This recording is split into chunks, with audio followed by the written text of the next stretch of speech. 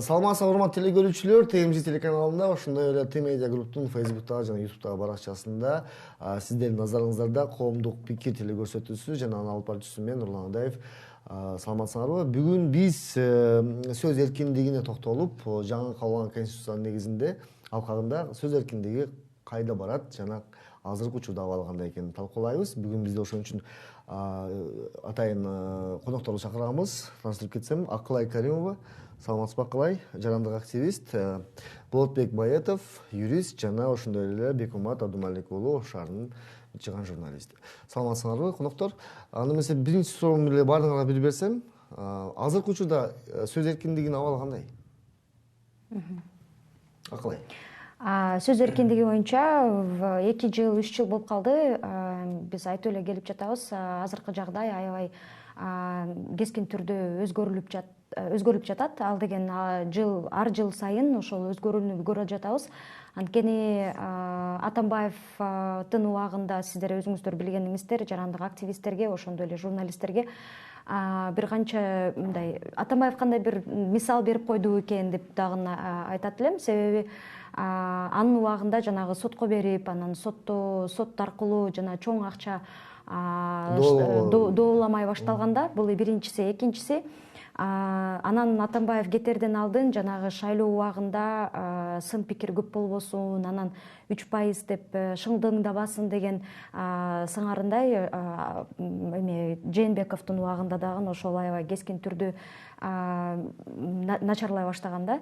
Анан ошол эле учурда Сооронбай Жээнбеков кетип жатып, анан шайлоо кете электе шайлоо башталганда, ошондо бирок аябай көп троллдордун иштегенин көрдүк. Ошол эле жана жарандык активисттерге аябай көп сын пикирлерди, анан кандай бир ошол жарандык активисттердин оозун жаба калабыз, баса калабыз деп жанагы бир топ эркек жарандык активисттерди гей деп, аялдарды дагы башка уят сөздөр менен айтып, ошондойго жетишкенге барышты.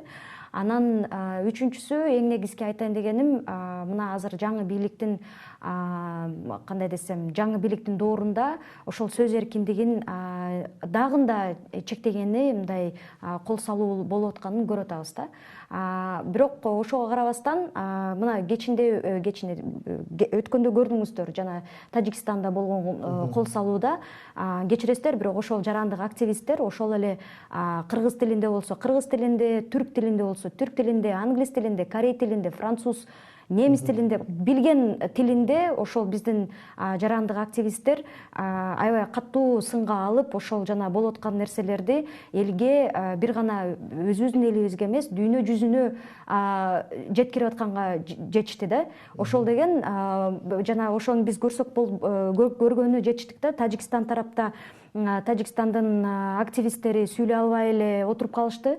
Кыргызстандын активисттери мындай кандай десем, уктап отурган жок да, мындай аябай катуу киришишти.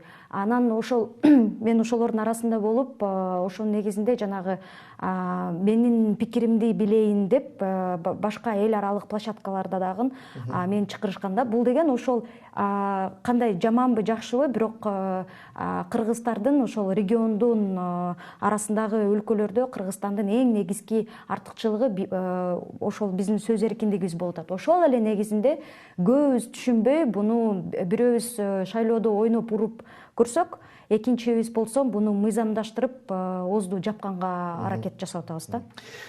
Бекмамат мырза, айтсаңыз, сиз журналист катары мындай сөз эркиндигиңизди өзүңүз мындай коомго жарыялап, же бир басмырлоо түрүндө бир окуялар болгонбу, өзүңүз жөнүндө айтсаңыз, өзүңүздүн мисалыңызда.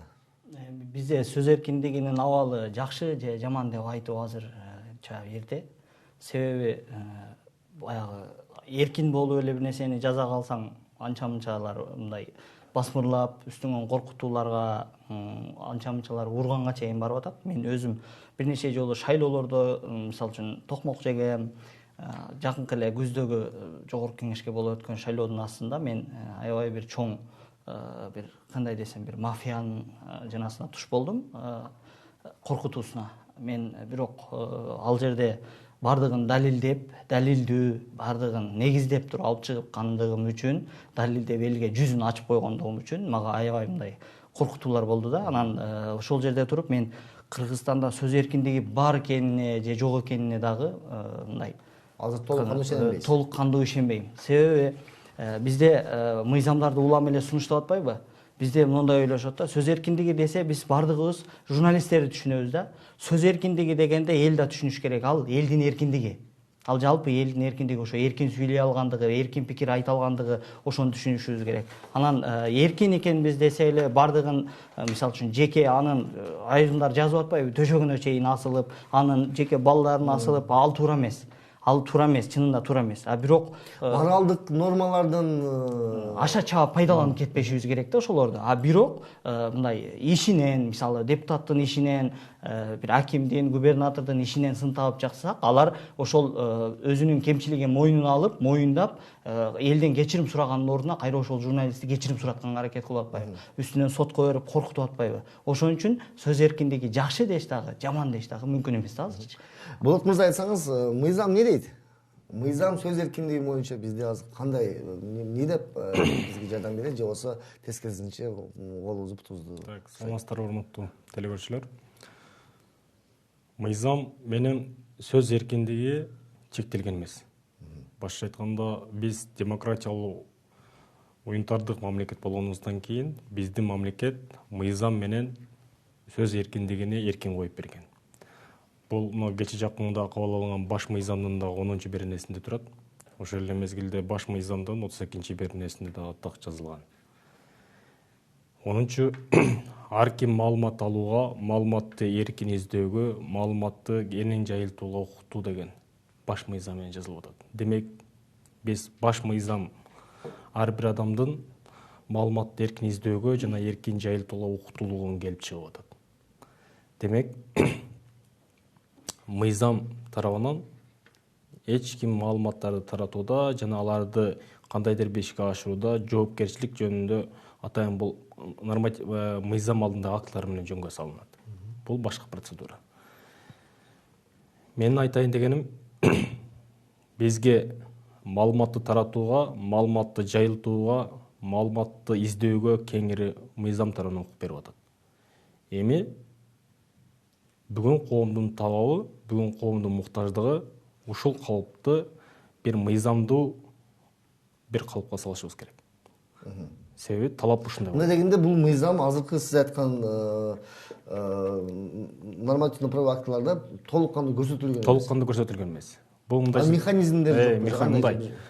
Баш мыйзамда көрсөтүлүп атат. Эми баш мыйзамдан жаңы баш мыйзам кабыл алынгандан кийин нормативдик мыйзам алдындагы актылар жана ошол эле мезгилде мыйзамдар конституцияга шайкеш келтирүү үчүн атайын жогорку кеңеш тарабынан баштан каралып чыгыш керек. Өзгөртүү жана толуктоолор киргизилиш керек. Бул жакынкы айларда боло турган бул процедура ушундай. Эми акыл айтсаңыз, бул жак айтат юрист, мыйзамда жазылган депчи. Мыйзам негизинде сиз жарандык активист катары ошол мыйзамдар бар экенин билип туруп, ошол мыйзам корголгон учуруңуз болгонбу? Ошол өзүңүз ой пикириңизди айткан учурда. Албетте болгон. Мисалы үчүн пандемия убагында мен биринчи жолу ошол мен эмнеге айтып атам, 2-3 жылдан бери баягындай чектөөлөрдү салып жатат депчи. Себеби пандемия учурунда эмне болду эле? Эсиңерде бар да. Пандемия болуп атат деп туруп, бүткүл улуттар уюмунун жанагы ден соолук боюнча мекемеси алар айтты, январда айтышкан. Болду. Өлкөлөр жабылыш керек, бул аябай жаман болуп атат деп. Анан Кытайдагы өлүп кетип аткан кишилерди биз көрүп аттык кадрдан. Кытай мамлекети анан аны мойнуна алганына мажбур болду. Ооба, өлүп атат деп. Бирок биздин ошондогу мамлекеттик органдар эмне кылып атты?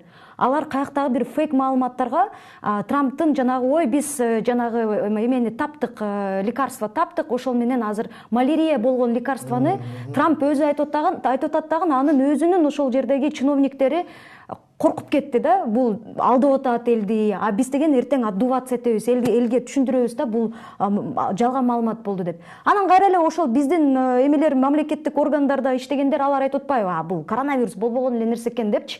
Жөн грипп экен деп. Туп-туура. Анан ошого карабастан дүйнөлүк банк, жанагы жанагы ВОЗ жана башка $700 миллион акча берди. Кыргыздар өзүңөрдүн эмеңер жок болсо болсо, дараметтериңер жок болсо, мына силерге жардам болсун деп. Кана ошол 700 миллиондун эмеси бир эмеси болду, жыйынтыгы болгон жок. Ошол убакта жыйынтыгы боло электе бул келатат дегенде как раз так ушул маал болчу да, вот ровно год назад. Ошондо биз көзүбүз чыркырап, эмебиз таппай, айлабызды таппай кыкырып атканбызда, ай өкмөт карабайсыңарбы, чектөөлөрдү кандай кылбайсыңарбы, же болбосо жанагы эмелерди эмне алдын ала иштерди кылбайсыңарбы деген сөзгө, Твиттерда ошол деген сөзгө мени ГКНБ издеп жүрөт. Бул эмне деген сөз? Мен ал жерде же мамлекетти силер жиндисиңер, силер тупойсуңор, же дагы башка немелер мен айтпасам, угушпасам, медиктердин кечирим же болбосо, же медиктерди кечирим сураткан ошол калп эмес да, ошол жана чыркыраткан эмени чын маалыматты айтып атса, чын ошону айтыш керек да, көрсөтүш керек да, себеби элдер ошону көрүп камданыш керек да. Биз болсом бир жагынан элди урушабыз. Мына маска такпайсыңар, антисептик колдонбойсуңар, колуңарды жууп. Кантип жууйт, себеби ал ишенбейт. Кантип ал ишениш керек, эгерде биздин биринчи президентибиз биринчи эме болуп алып, жана эме жыйындарды маскасыз өткөрүп жүрөт. Бул болбогон эле нерсе экен деп ойлойт да. Ошол үчүн менин эмеме аккаунтумду эме кылганы аракет кылышты, взлом кылганы. Анан кийин бул взлом болгондо эле мен уже түшүндүм, что мени издеп жүрүшөт деп. Анткени ошол убакытта твиттерскийлерди аябай көп издешкен. Анан мага чалып калышты, сизди деген издеп жүрүшөт экен. Анткени мен телефон номерум, мен алып атканда, сатып алып атканда менде паспорт жок эле. Мен эмеге баягы жаңы паспорт алганга документти тапшырган элем. Бирок мага жумуш боюнча срочно номер керек болгондуктан мен сатып алып атканда ошол жердеги эмеге жанагы сотовый компанияда иштеп аткан кыз, макул эжеке, сизде жок болсо мен өзүм паспортума эме каттатып турайын, бирок сиз анан эсиңизден чыкпасын, сиз каттатып алыңыз деген. Анан ошол бойдон мен унутуп да калыпмын. Ал эжекебиз жумуштан да кетиптир. Анан карабайсыздарбы, бул номерди мен 10 жылдан бери иштетем. 10 жылдан кийин ошол кызды ошол номерден таап атат ГКНБ. Таап, издеп, ал деген уже замуж оказывается вышла, башка үйдө эме күйөөсүнүн үйүндө экен дагы. Ошол жерде кайната кайненесинин көзүнчө ошол кызды издеп таап, сен неге мынтип жазасың, сенсиңби акылай деген деп издеп жүргөн болгон кез болгон. Мына апрелдин канча ошол апрелдин 20-ларында да. Мен эмнени айткым келет? Бул жөн эле сөз эркиндигини оюнчук кылып алдык да. Ошондой сонун оюнчук болуп калды. Себеби ошол эле троллдорду, ошол эле эмелерди издебестен, мисалы үчүн да, канча мисалы үчүн эме жарандык активисттерге канча көз боемочулук болду. Кана бирөөсүн таптыбы? Тапкан жок. Эмнеге анда милицияны, медиктерди издейт? Эмнеге анда кечирим сурат? То есть ушунчалык бул орусча айтканда лицемерная политика болуп атат. Бул деген чындыкты айтсаң сен жалган сүйлөдүң деп айтып атат. Жалган сүйлөгөн кишини эч ким издеген жок, уруп ойногон да жок. Мен дагы бир нерсени кошумчалап кетсем, мисалы мына кечээ жакында эле Баткендеги карабаш окуялардан 4 күндөн кийин мамлекет реакция кылды. 4 күндөн кийин ошол жерде координациондуу бир өзү топ түзүлүп, ага чейин ошол эле граждан активисттер, ошол жерде иштеген журналисттер өздөрү ызы салып көрсөтүп атат да. Анан Болот мырза, сизге суроо да. Ондо болсо сизде айтканыңыз туура эмес болуп калат экенде. Эгерде биздин мыйзамыбыз бул мыйзам жазылган бирок иштебесе, эмне кылыш керек бул иштетиш үчүн бул нерсеничи? Мына акылайдай кыздарыбызды эч ким коркутпаш керекпи? Коркутпаш үчүн эмне кылыш керек? Беким Атаев жигиттерибизди дагы ошондой бир басымдуу болуш үчүн эмне кылышыбыз керек, айтсаңыз? Биздин мамлекетте цензура жок. Бул ачык. Бирок биздин мамлекетте цензура жок болгону менен, бирок орусча айтканда карательный репрессивный органдар бар экен депчи. Мисалы бизде мамлекетте цензура жок. Ар ким өзүнүн каалагандай информациясын айтканга укуктуу. Информациясын айтылып атат, бүгүнкү күндө информация дээрлеп атат. Мен эмнени айтайын деп атам? Мыйзамды иштетүү, бул мыйзам өзүнүз иштебейт. Мыйзамды иштетүү ар бирибиздин колубузда. Ар бирибиз ошол укукту, ошол милдетти талап кылышыбыз керек. Эми мен баягы сөзүм бөлүнүп калды. Мен айтайын деген нерсем, бүгүнкү күндө мыйзам менен мыйзам кам болуп атат. Ал эми жоопкерчилик деген түшүнүк бүгүн жок болуп атат. Азыр Акылай деле жакшы айтып кетип атат. Ар кандай троллдор, ар кандай фейк аккаунттар менен, фейк маалыматтар менен бирөөнүн үстүнөн каралап, бирөөнүн ишкердик беделине зыян келтирип атат. Бүгүн демек коом ушул нерсеге муктаж болуп калыптыр. Биз адамга сөз эркиндигини сөзгө болгон ачык айнытты бергени менен кошо милдетти дагы кошо беришибиз керек экен. Ар бир адам өзүнүн тараткан маалыматы үчүн, чыгарган сөз үчүн жоопкерчиликти дагы көрсөтүшүбүз керек экен. Себеби коом ушул нерсеге келип калды. Эмне себептен? Себеп жөнөкөй эле бир мисалы мен юридикалык сферада 10 жылдан бери иштеп атам. Бир бизнесмен боло турган болсо, ал бизнесмен аябай жакшы өзүнүн товарын чыгарат, ишин жасайт, мындай коомго, элге, журтка, мамлекетке пайдасын алып келип атат. Кандайдыр бир фейктер, троллдор же бир адам аркылуу аны кароолоого дуушар болуп калып атат. Ал болду, анын товары ошо менен банкротчуга учурап атат. Ал кимге зыян алып келип атат? Же болсо саясатчы мисалы. Саясатчы. Жөн болсо бир саясатчыны айтайлы. Ал действительно мамлекет үчүн, эл үчүн жасап аткан иш аракеттери башка. Жакшы өзүнүн план программасы менен алда кетип аткандыр, но ошол жерде дагы ага тиешеси жок кароолорду жүргүзүп, аны дагы коомго жаман көрсөтүп коюп атат. Жоопкерчилик жок болуп калып атат. Мен айтайын деген сөзүм, ар бир адам сөзүн сүйлөгөндөн кийин бул жоопкерчилик деген эмесин да мойнуна ала жүрүш керек болуп калыптыр. Коом ушул нерсеге уже даяр болуп калыптыр. Бекем мырза, айтсаңыз, эмне кылыш керек ушундай учурда? Азыр Сиздин оюңузча. болот агабыз ошол мыйзамдарды чийки болуп калды, да иштеп чыгыш керек деп атпайбы? Мыйзам чийки эмес, мыйзам так эле жазылып турат мыйзамда. Ар бир адам укуктуу маалымат алганга, издегенге жана башкага депчи. Биздин органдар чийки болуп атат да. Мисалы, мына Органдардын түшүнгөнүн чийки болуп атат десеңиз, көрүнүп эле турган адам, билинип эле турган адам. Ушул билинип турган адамды издеп, оңой эле таба алса болот. Акылай Каримованын номерин берип кой десе, оштун жарымы тааныйт. Келип туруп ушул даяр көрүнүп турган адамды эле кармап алып эле, көрүнүп турган медикти эле кармап алып эле, бапылдатып эле аларды жоопкерчиликке тартып, кечирим суратып отурган органдар фейктер менен иштеш керек. Ошондо фейктер ойлонот. Биз мына 2-3 фейкти кармап, мына паланча деген фейк мынау экен. Мына паланча деген мындай троллдорду коюп алып иштетип аткан бул киши экен, бир команда. А бирок ошол троллдор биздин жогору жакта отурган чоңдордук болуп атат, бардык троллдор. Неге? Ошол мыйзам кабыл алган кишилердики болуп атат десеңиз. Ошол мыйзамды кабыл алган кишилер. Анан мыйзам кабыл алыш керек. Бирок мыйзам кабыл алынып калса, ким кепилдик бере алат? Сот акыйкат деп. Ким кепилдик бере алат? Прокуратура акыйкат деп. Ким кепилдик берет? ГКМ акыйкаттуу териштирет деп. Эч качан акыйкаттуу териштирүү болбой калса, жөн эле жакшы пикир жазып, жогорку кеңештин депутатын сындап койгон, жогорку кеңештеги депутаттын сөзүн туура эмес сүйлөдү деп койгон журналист же бир жаман болуп десеңиз, камалып кетиши толук мүмкүн. Бизде сотторго акыйкаттуулук келип орномоюн, биз бул мыйзамда мына журналисттерди же сөз эркиндигинде мындай норма бар деп так көрсөтүп киргизиш кыйын болуп атат. Айтсаңыз оюңуз. Ооба, толук кошулам бул ой менен. Себеби биринчиден мындай болуп атпайбы? Азыркы троллдор же болбосо жарандык активисттер баары ошол эмеде жанагы азыр интернетте баары ошол аркылуу маалымат менен мындай бөлүшүп атпайбы? Мен айткым келет да, мисалы үчүн троллдор бул бир гана Кыргызстанда эмес, бир гана мисалы үчүн биздин региондогу өлкөлөрдүн эмеси мындай проблемасы эмес да. Бул деген жанагы ошол эле Америкада болуп аткан жагдай жана башка. Буну түшүнүш керек. Азыркы ушул баягы социалдык желелер, интернеттен таралышы менен бул кадимки эле көрүнүш болуп калды. Демек, ар бир саясатчы эме болобу, президент болобу, депутат болобу, ар бирөөсү ошол жанагы эмеге кетип жатканда, чоң кандай бир кызматка кетип жатканда, ал өзүнүн эси жай так болуш керек да. Любой бул деген риск да, тобокелчилик. Эгерде сен кетип жаткан болсоң, сен анда түшүнүшүң керек, что любой компромат в любой удобный для твоего оппонента момент чыгат. Ага даяр болуш керек. Биздин политиктер бирөөсү да даяр эмес.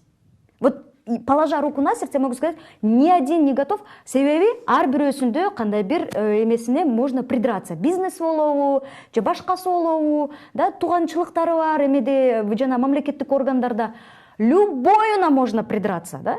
азыр ошону түшүнбөй атышат, что Может быть, азыркы алар, мен сиздин сөзүңүздү бөлүп коеюн, оюмду айтсам, ошолор ошентип басылбаш үчүн, может быть, алар тролль фабрикаларын өздөрү түзүп атпайбы? Вот, теперь вопрос, каяктан келет тролль фабрика дегенде, ошол жактан келет. Мисалы үчүн, ошол эле Трамптын эмесин, шайлоосун карасаңыздар, Трамп аябай көп колдонгон. Тролль өзүнчө бир мындай саясат болуп калган да, колдонуусучу. Бизде Жапаров колдондубу? Бизде Жапаров, мына азыр Путин кылып атканын көрүп атабыз да. Ал деген кадимкидей тролль фермаларды Питер, Екатеринбург, ошол жерлерде прям кармап эми ошол жерде иштеген кишилер чыгып айтып берип атпайбы? Биз силердин постуңарды ушундай кылчубуз, андай кылчубуз депчи.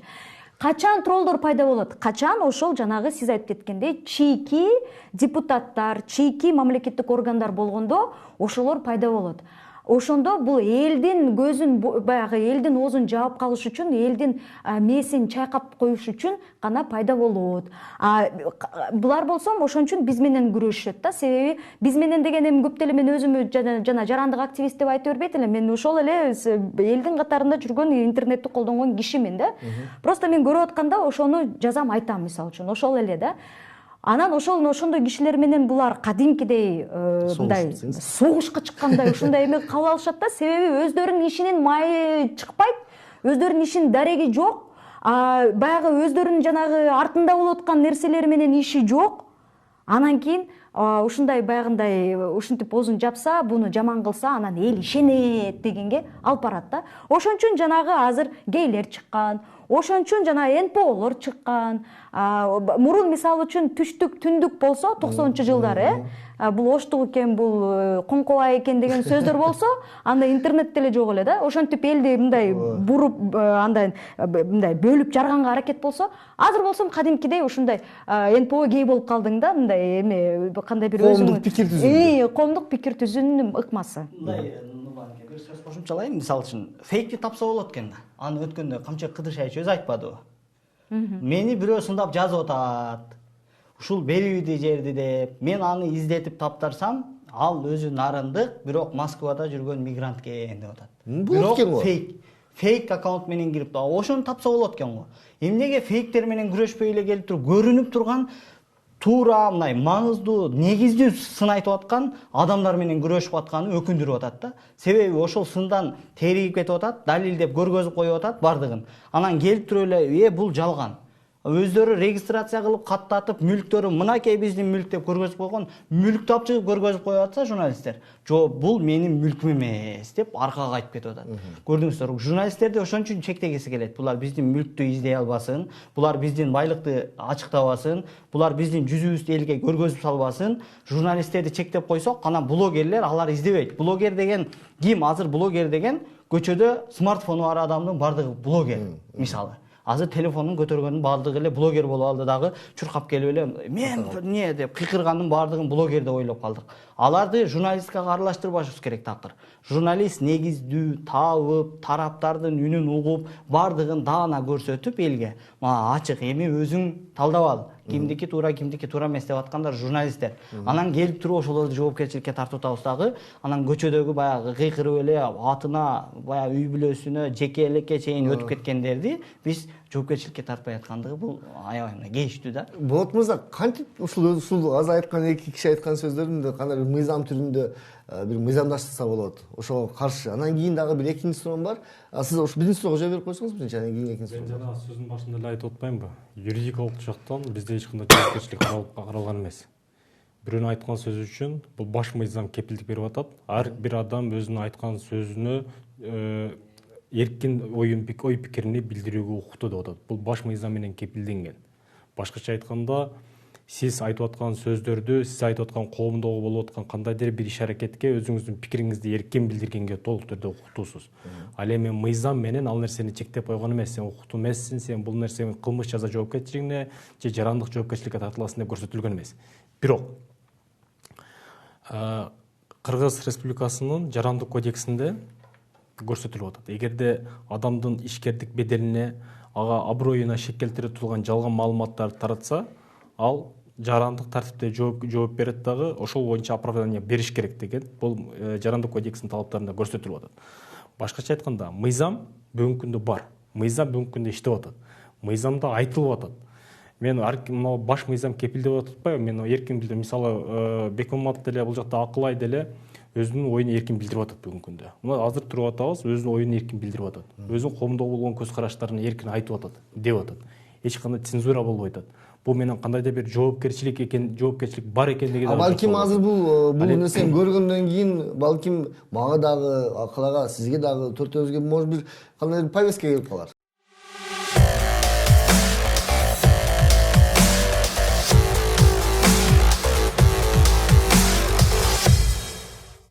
Мындай, мыйзамда уголовный кодексте, бүгүнкү күндө жазык процессуалдык жазык кодекси деп айтылат.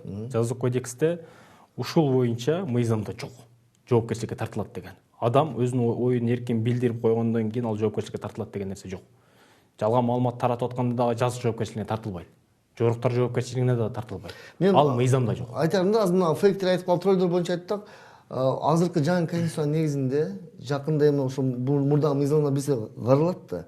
Ошондо фейк деген понятияны, мисалы, понятияны, тролль деген понятияны киргизсе болобу? Болот. Сөзсүз. Аны кантип киргизсек болот? Бул бүгүнкү күндө конституция кабыл алынып, емишке кирип атат. Мындан кийинкисине биз салиге мыйзамдарды өзгөртүү жана толуктоолор киргизсек болот. Ал жогорку кеңеш тарабынан 3 окууда кабыл алынат. Ошол жерге мыйзам мына коомдук сиздерге окшогон журналисттер биргеликте ушул нерсени көтөрсө болот. Мыйзам долбоорун жазып, көтөрүп, кол топтоп жогорку кеңешке киргизсе болот. Ал жерде көрсөтүлүш керек. Эми мен айтайын деген нерсем, жогорудагы иш-аракеттерге сөзсүз түрдө жоопкерчиликти дагы кошо киргизиш керек экен. Бүгүн коомдун талабы ушундай нерсеге келип калыптыр да.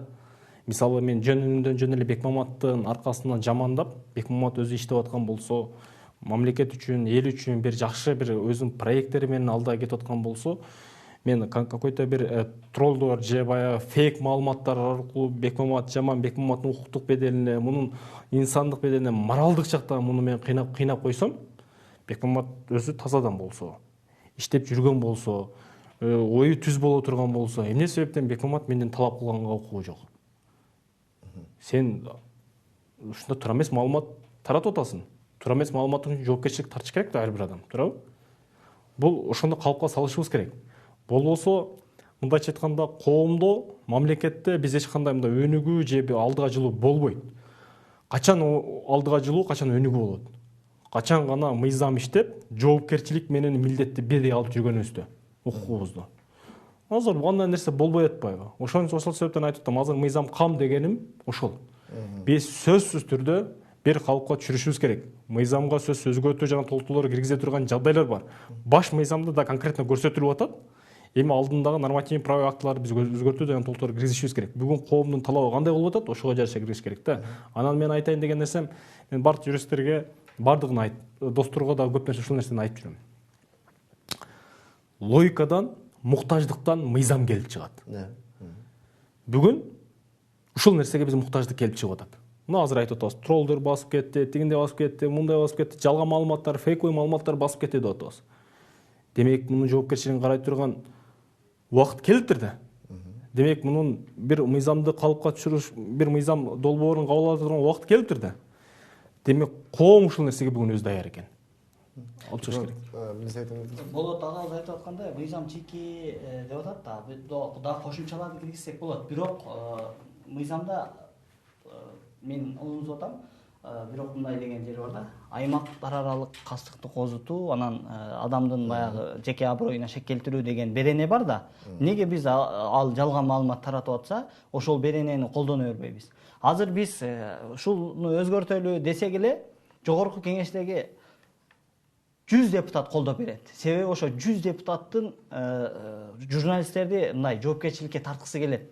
Себеби журналисттер алардын аброюн айрандай төгүп коюп атпайбы? Мисалы, кыргызда жакшы сөз бар, жанагы таш менен чымынды урсаң да чымын өлөт, чымын менен ташты урсаң да чымын өлөт дейт да. Ошол мыйзам аркылуу журналисттерди оозу бутун бууп, колун байлап алышы мүмкүн. Себеби мындай азыр жеке абройго шек келтирүү беренесин колдоно берсе болот. Оңой эле да. Оңой эле. Көрүнүп эле турат, бул мыйзам бар, ушул мыйзамдын негизинде. Киргизсе ошол жердеги мыйзамга киргизсе болот. Сөз эркиндигин ошол фейктерге каршы колдонобуз деп туруп, киргизип алгандан кийин анан каалагандай колдонушу Каалагандай мүмкүн. колдонот. Мыйзам кабыл алынып калгандан кийин аны аркага чакыртыш өтө кыйын. Бир нерсени түшүнүп алышыбыз керек. Жазык жоопкерчилиги жок. Бекмамат. Жазык жоопкерчилиги жок. Жеке абройго шек келтирүү бул только жарандык кодекс. Жарандык жоопкерчилик. Биз путать этпешибиз керек. Жок, биз эми бул деген мисалы жазык болуп сен камалдың андай эмес, бирок адамдын өзүнө моралдык жагынан да кыйын нерсе да алчы. Мындай, мен кече дагы журналисттерде али окутуулар жүрөт го. Окутуулар жүргөндө мен бир сунуш бердим эле. Бүгүнкү күндө укуктук жактан да окутушубуз керек экен. Коомду. Жазык жоопкерчилиги жок, жарандык жоопкерчилик бар. Жазык жоопкерчилиги менен жарандык жоопкерчилик экөөнүн айырмасы эки башка. Жазык жоопкерчилиги ошол иште кылмыштын курамы барбы жок экен ошону изилдейт. Ал эми жарандык жоопкерчиликте маалыматтын жалган экендигине сот аркылуу гана бул оправдание берип коет. Апай, биз айтып аткан сөзүңдү айтпакманбы? Мен бир мындай кичинекей мисал айткым келет да. Мисалы үчүн баарыбыз мына айылда же болбосо жана кол кошуналар менен, туугандар менен мындай жашайбыз да. Баарыбыз эмелерибиз бар да, катнаштарыбыз бар. Анан катташып атып баарыбыз деле арабызда бир биз жөнүндө жакшы пикир айткан, жаман пикир айткан адамдар же бир топ адамдар болот. Жок эмес, албетте болот. Сөзсүз болот. Сөзсүз болот. Мисалы үчүн сен 30га чыгып алып дагы деле жүрөсүң эрге тийбей деп мисалы үчүн да. Же буну эч ким албайт экен, бул бакылдап сүйлөй берет, ошон үчүн эч ким албайт деген сөздөр бул мындай кадимки эле көрүнүш да. Ошону мен эмнеге азыр айтып жатам? Себеби бул ошол эле интернеттеги троллдор менен же интернеттеги болуп аткан кандай бир мындай базар вокзал болуп аткан нерсе менен салыштыргым келет да. Себеби демек бул деген дайыма болгон болуп деле келе берет. Бирок сен бирөөсүнө токтолуп, бирөөсүнө маани берип отурганың бул деген туура эмес. Бул наоборот жанагы кандай бир эмелерди туудурат. Жана конфликттерди туудурат да. Эми бирөөсү менен разборка кылганчы мисалы үчүн. Мисалы үчүн сиз жөнүндө дагы аябай жаман сөздөрдү айтыш мүмкүн. Онлайн, офлайн мисалы үчүн да, бирок баарына маани берип отурбайсыз да. Демек сиз эмне кыласыз? Сиз өзүңүздүн жүрүм турумуңуз менен, өзүңүздүн билимиңиз менен, жетишкендиктериңиз менен, ишиңиз менен далилдейсиз, что сиздин баалуулугуңуз адам катары, инсан катары сиздин баалуулугуңуз бир гана эрге тийип жанагы балалуу болуш эмес, ал дагы жакшы. Бирок андан да тышкары кандай бир башка сиздин өзүңүздүн мындай адам катары баалуулугуңуз бар экен, ушул коомчулукта ордуңуз бар экен дагы далилдейсиз да. Анан ошол учурда азыр могу фейктер чыгып аткан учурда мага бул аябай мындай күлкүнүчтүү нерсе да. Себеби макул азыр ошол эмени законду киргизип көрсүн. Бирок анан эмне болот? Анан деген булар ошол фейктерди издебейт. Алар азыр мына бизге Бекболсун айтып аткан ошол эле жанагы эмелерди издешет да, баягы журналисттерди издешет. Ошого жол ачат. Эч ким троллдор менен эме кылбайт. Бул бир. Экинчиси, бизде ушунчалык саясатчыларда иммунитет жок да. Иммунитет бул деген жанагы ошол сөзгө, пикирге, сынга, сындасаң сен жаман депутат, же болбосо жакшы депутат деп сындабайсың да, ишин да сындайсың да. Мисалы үчүн да, бир гана депутаттар эмес, ошол эле өкмөттө отургандар. Анан биринчиден өздөрү баягы сынды көтөрө алышпайт. Бул бир. Экинчиден сынды көтөрө албай, анан кийин жанагы өзүнүн мындай кылган ишинин эмеси жок да, майы жок. Мисалы үчүн 6-сазыв алыңыздар. Мына 6-сазыв канча мыйзамды кабыл алды? Канча мыйзамды кабыл алды? Былтыр суммалар 100 мыйзам кабыл алды. Ооба, бир күндө 100 мыйзам, бир күндө. Ошондо 6-сазыв 5 жыл отурса канча мыйзам кабыл алды? Канча ратификация болду мисалы үчүн да?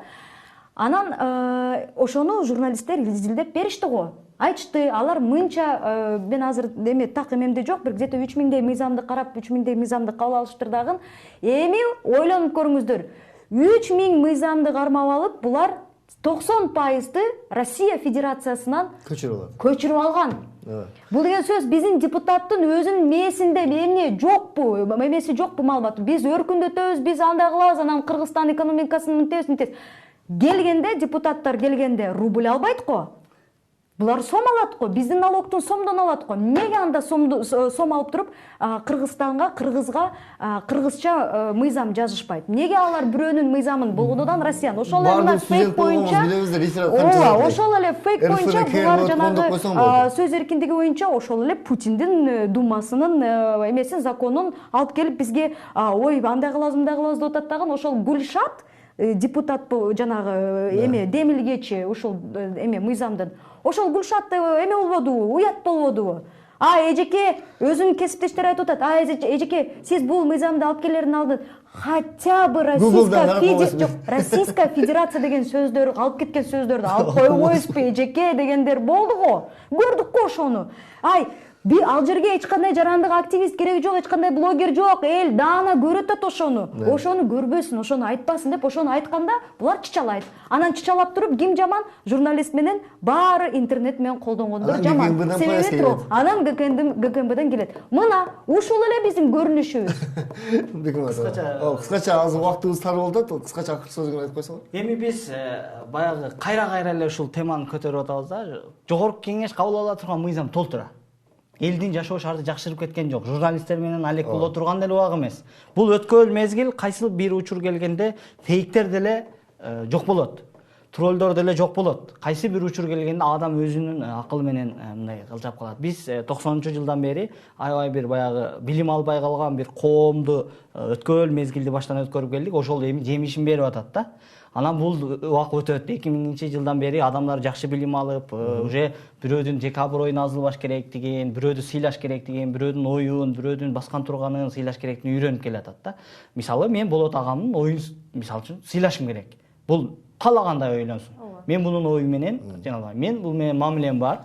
Бирок мамлекеттик кызматта болсо, эгер мамлекеттин бюджетине кол салып атса, туура эмес иш кылып атса, туура эмес басып, мисалы үчүн элге мындай үлгү болбой атса, мен сындашым керек. Анан Болот агам мисалы үчүн кечки 6-дан кийин бош, анан мен Болот берде жүрөт деп сындай берсем, ал туура эмес. Эл ошону акырындан түшүнүп келатат. Бирок мыйзамы жок эле, эл 2-3 жылдан кийин өзү эле жетип түшүнүшү мүмкүн. Анан эгер лично ошол баягы фейктер менен күрөшөбүз десе, мен ага макулмун. Себеби фейк мени деле жамандап коюшу мүмкүн.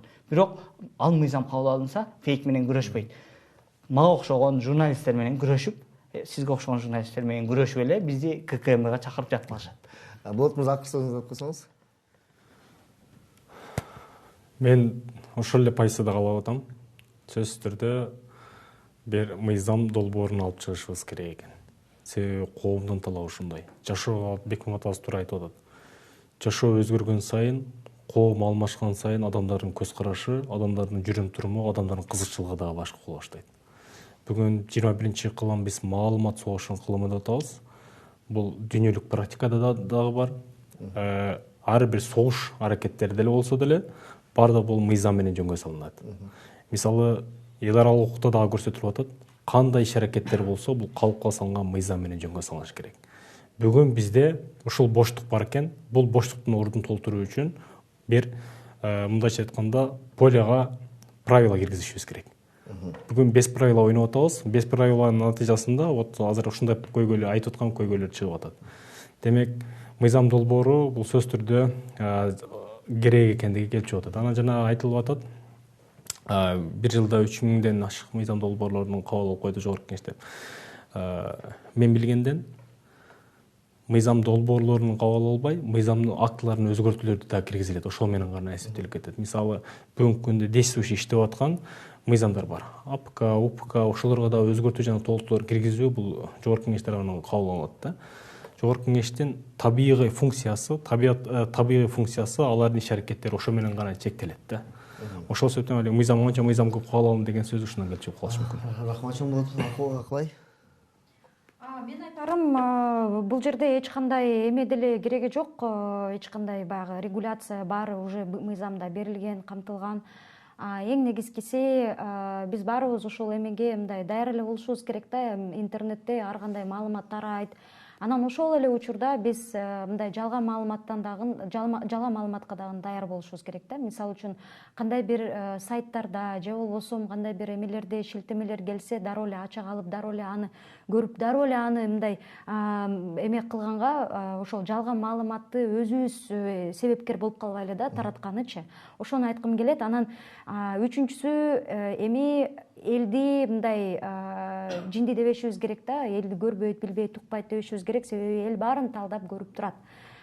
мисалы үчүн троллдордон болгон маалымат болобу же болбосо журналисттен болгон маалымат болобу, анын салмагы, эки маалыматтын салмагы башка болот. Ошондо журналисттерге албетте мисалы үчүн көп жылдан бери иштеп жаткан агентстволорго, журналисттерге ишенишет көбүнчөсүндө. Анан ошон үчүн троллдорду ошол үчүн колдонушат. Бирок троллдордун маалыматтарына көп эле ишенбей калышы мүмкүн да. Мисалы үчүн былтыр эле ошол жанагы бир жарандык активистти сен гейсиң деп жанагы кыргызча сүйлөгөн, кыргызча маалыматты тараткан инстаграмдагы баракча бир заматта эле баягы 2000-3000 лайктарды алып кетип аткан жерден эле кайра эле түшүп калды да. Себеби ошону көргөн адамдар жанагы жарандык активист экенин билгендер аны дароо эле эме кылып коюшту да, баягы жаловаться этип алып коюшту. Демек, бул деген ошол эле эмени түшүндүрөт, биздин эл эме эмес, көр эмес, баарын көрүп турат. Ошол эле учурда биздин депутаттарга, анан атка минерлерге ушундай эме бергим келет, совет эмеден, элдин пикиринен, элдин сынынан коркпостон, өзүнүн кылып жаткан иштеринен корксун да. Рахмат чоң. Немесе мен оюмча сөз эркиндиги бизде сакталат, бизде бар. Эң негизгиси ал жаңы кабыл алынган конституциянын негизинде ошол азыркы заман талабына карата ошол жакшы бир мыйзамдар кабыл алынса деген ойдо калдым. Атым Жүжөн Нурлан Адаев, сиздер менен коомдук пикир көрсөтүүсү болду. Сак саламат калыңыздар.